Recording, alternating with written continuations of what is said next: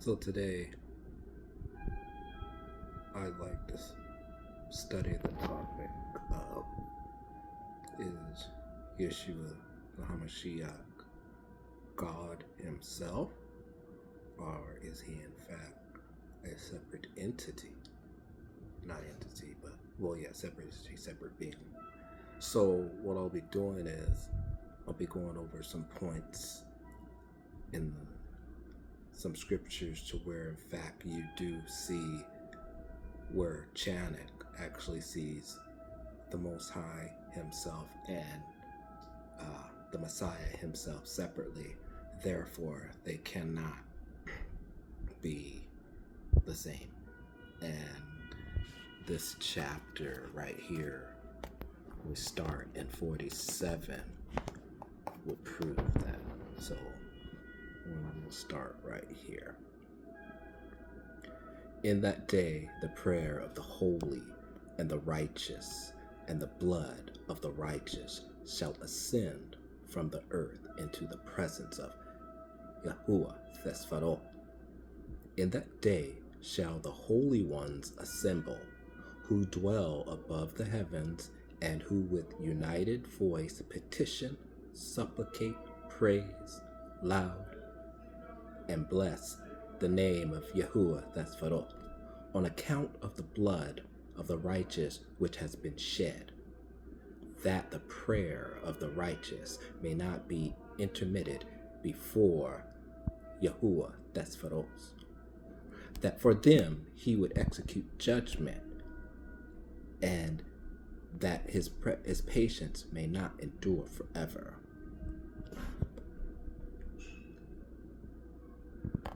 At that time I beheld the Ancient of Days.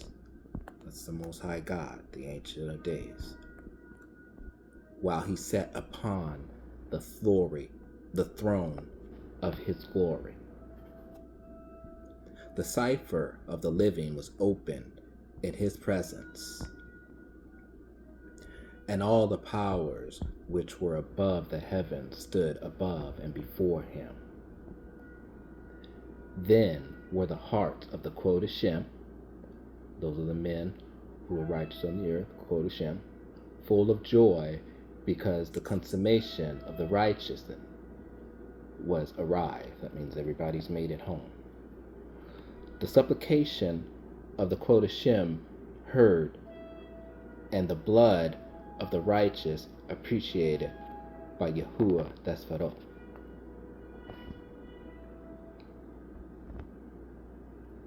In that place I beheld a fountain of righteousness, which never failed, encircled by many springs of wisdom. Of these all the thirsty drank, and were filled with wisdom, having their habitation with the righteous, the elect, and the holy. So that's three different types. Okay, that's man, but that's three different types. Okay, the righteous, the elect, and the holy. You understand? That's three different types. That's one man could be three different types. There's the holy, there's the elect, and then there's the righteous. In that hour was the son of Adam invoked before Yahuwah. That right there, that means Yeshua the Hamashiach. That's who they're talking about. So now that right there, he's coming into right here, and it's saying that his name was invoked before his father, Yahuwah Thespharo, and his name in the presence of the Ancient of Days, again showing that they are separate and cannot be the same. Showing that they are separate and cannot be the same. Before the sun, S-U-N, the sun and the signs were created, before the stars of heaven were formed, his name was invoked. So that's saying that before all of that, his name was invoked. Before the sun was created, before the stars of heaven were formed, he's already in play. In the presence of Yahuwah Thespharo, a support shall he be, and he shall be the light of nations. nations. He shall be the hope of those whose hearts are troubled. All who dwell on the earth shall fall down and worship before him, shall bless and glorify him, and sing praises to the name of Yahuwah Thasfa'o. So what that's saying is we're all going to bow down to the Messiah, Yeshua the HaMashiach, while singing praises to the Most High, Yahuwah Thasfa'o. Again signifying that they are two different beings. Therefore, the elect and the concealed one existed in his presence before the world was created and forever. Now, therefore, the elect and the concealed one. The elect and the concealed one. It didn't say Yeshua the HaMashiach. Those are two different people right there. Elect and the concealed one existed in his presence before the world was created and forever. In his presence, he existed, and he revealed to the Kodashim and to the righteous the wisdom of Yahuwah Tesfaoth. For he has preserved the lot of the righteous, because they have hated and rejected this world of iniquity and have detested all its works and ways in the name of Yahuwah Tesfaoth. For his name shall they be preserved, and his will shall be their life. In those days shall the kings of the earth and the mighty men who have gained the world by their achievements become humble in countenance. Simply speaking, all the rich people of the world, all these mighty, mighty billionaires, the super, super rich. And we are talking about these times that we live in right now. For in his name shall they be preserved, and his will shall be their life. In those days shall the kings of the earth and the mighty men who have gained the world by their achievements become humble in countenance. For in the day of their anxiety and trouble, their souls shall not be saved. So plain and simple, all you billionaires and all you super billionaires who come across this, telling you plainly, you didn't make it. Simple as that. You don't make it. Let's see. And they shall be in subjection to those whom I have chosen. Not who man have chosen. It's who the Most High have chosen. So you don't go listening to people with all these YouTube channels who are saying, oh yeah, God certainly picked this guy. No. You don't know. The Most High is going to let you know when that person comes with power from the Most High. I will cast them like hay into the fire, and like lead into the water. Thus shall they burn in the presence of the righteous and sink in the presence of the holy. Nice. Nor shall a 10th part of them be found. So he's talking about wiping out a lot. But in the day of their trouble, the world shall obtain tranquility. So in their trouble, the world's going to obtain tranquility. So when all you super rich, all you whatever you guys are now, you got it right now. You got it right now. But guaranteed, worse to come. Guaranteed. In his presence shall they fall and not be raised up again. It means you're going to die. You're going to die. Nor shall there be anyone to take them out of his hands and to lift them up, for they have denied Yahuwah Tesfaoth and his Mashiach. There you go, right there. Clearly stating Yahuwah Tesfaoth, who is God, and his Mashiach, that's the HaMashiach, Yeshua the HaMashiach, who is Jesus Christ, clearly showing they are two separate and never were one being. Plain and simple, two separate. The name of Yahuwah Thespo shall be blessed. I have here another instance where Chanok sees the Most High God when he's allowed to see him, where the Most High let him. And he also sees Yeshua the HaMashiach. Again, they are, separate. And this is when Chanok is first taken in to the heavens and he's learning. So this is 46 of First Chanok. There I beheld the Ancient of Days, that's God, whose head was like white wool, and with him another, whose countenance resembled that of man. Now he's speaking about Yeshua the HaMashiach. His countenance was full of grace, like one of the holy angels. Then I inquired of one of the angels who went with me and who showed me every secret thing concerning this son of Adam, who he was, from where he was, and why he accompanied the Ancient of Days.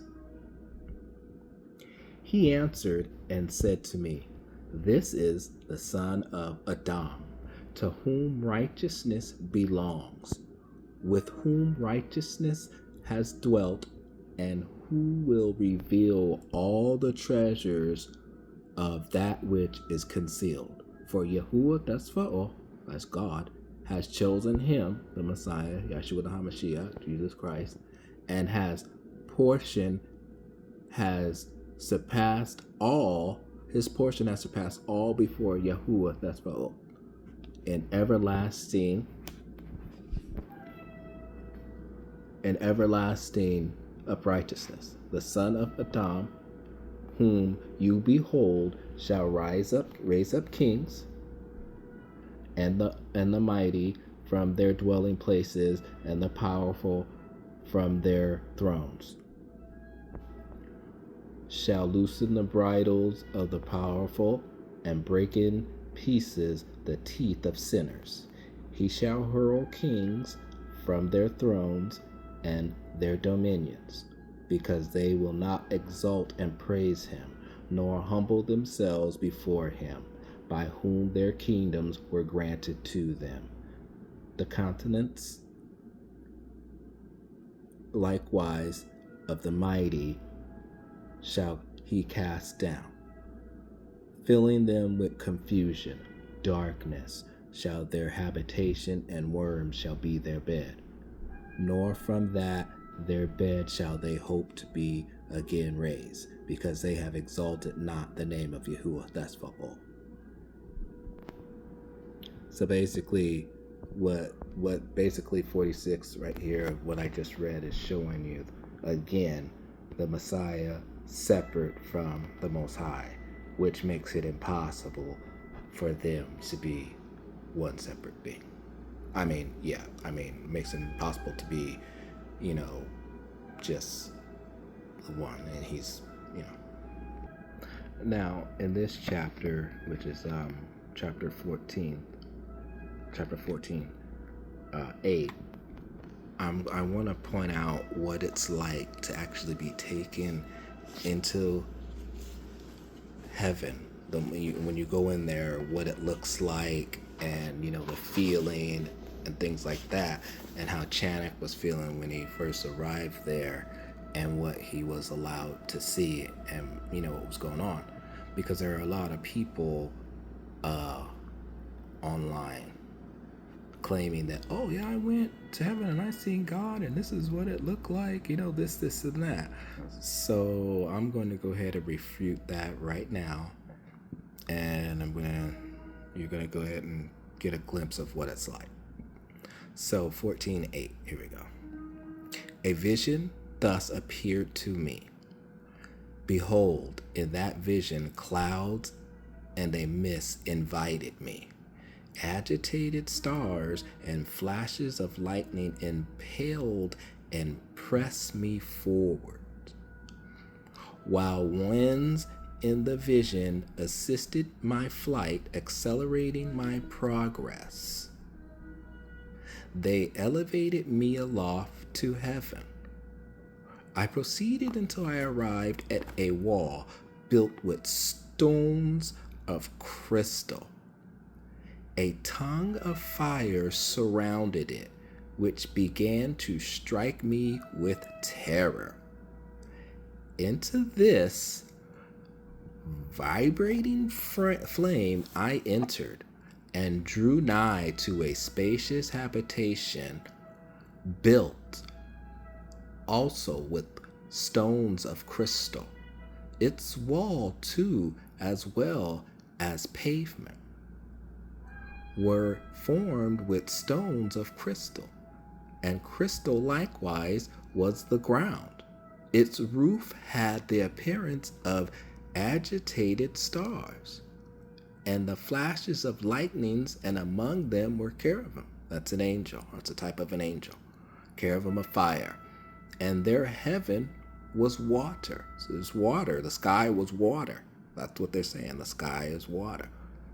A flame burned around its walls, and its portal blazed with fire. When I entered into this dwelling, it was hot as fire and cold as ice. No trace of delight or of life was there. Terror overwhelmed me, and a fearful shaking seized me. Violently agitated and trembling, I fell upon my face. In the vision I looked, and I beheld there was another habitation, more spacious, very greatly, and it did excel in all points, in glory, in magnificence, and in magnitude, that it is impossible to describe to you either the splendor or the extent of it. Its floor was on fire. Above were lightnings and agitated stars, while its roof exhibited a blazing fire. Attentively, I surveyed it and saw that it contained an exalted throne, and the appearance of which was like that of frost, while its circumference resembled the orb of the brilliant sun, and there was the voice of cherubim, those are angels, from underneath this mighty throne. Rivers of flaming fire issued. To look upon it was impossible. One great in glory sat upon it, whose robe was brighter than the sun and whiter than snow. No angel was capable of penetrating to view the face of him. And glorious and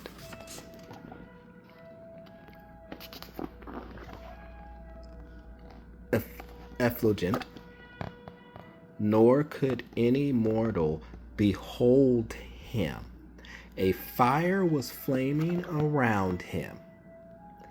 A fire also of great extent continued to rise up before him, so that not one of those who surrounded him was capable of approaching him among the mid-myriads and of myriads who were before him.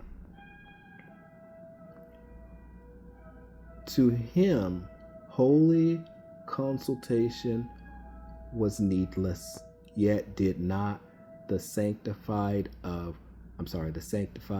who were near him depart. Far from him, either by night or by day, nor were they removed from him. I also was so far advanced with a veil on my face and trembling. Then Yahuwah, that's God, with his own mouth called me, saying, approach here, Chanok. Look at my holy word. Approach here, Chanok, at my holy word. And he raised me up, making me draw near even to the entrance. My eyes were directed to the ground. Then addressing me, he spoke and said, hear, neither be afraid, O righteous Chanok, you scribe of righteousness. The Most High is saying that he's righteous, and so Chanok can be there. He has a reason to be there. He's a righteous man in the Most High God's eyes. Now you ask yourselves, when you go to those YouTube channels and see those people claiming to have gone into heaven and met God, you ask yourself, is that a righteous person in the eyes of the Most High God? Ask yourself that. Approach here and hear my voice. Go and say to the watchers of heaven who have sent you to pray for them. You ought to pray for men and not men for you. Wherefore have you forsaken the lofty and holy heaven which endures forever, and have lain with women, have defiled yourselves with the daughters of men, have taken to yourselves wives, have acted like the sons of the earth, and have begotten Nephilim. You being spiritual, holy, and possessing a life which is eternal, have polluted yourselves with women, and have begotten a carnal blood, have lusted in the blood of men, and have done as those who are flesh and blood do. These, however, die and perish. Therefore I have given them women, that they might cohabitate with them, that sons might be born of them, that this might be transacted upon earth. But you from beginning were made spiritual, possessing a life which is eternal, and not subject to death forever. Therefore I made not women for you, because being spiritual, your dwelling is in heaven.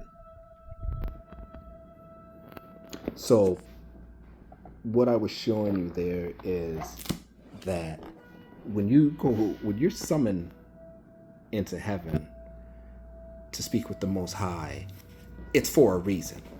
It isn't just for some little visit like these people keep saying, and then what happens? Supposedly they come back, and then what happens? They make a YouTube video. Get out of here. And then people believe them. People actually believe these people have gone into heaven and seen God, and this not knowing anything. You don't just get an invite because you think you've been good enough to go and see him. I mean, Chanok, I believe he was 150 maybe or so, or something like that. He was well into his hundreds, a little over 100. He was well over 100 before he was invited to go see the Most High. But he was righteous. He didn't sin. He wasn't doing bad things. Those people, every time you see them on their YouTube videos, that's a sinner. Why would that sinner be invited to go see the Most High?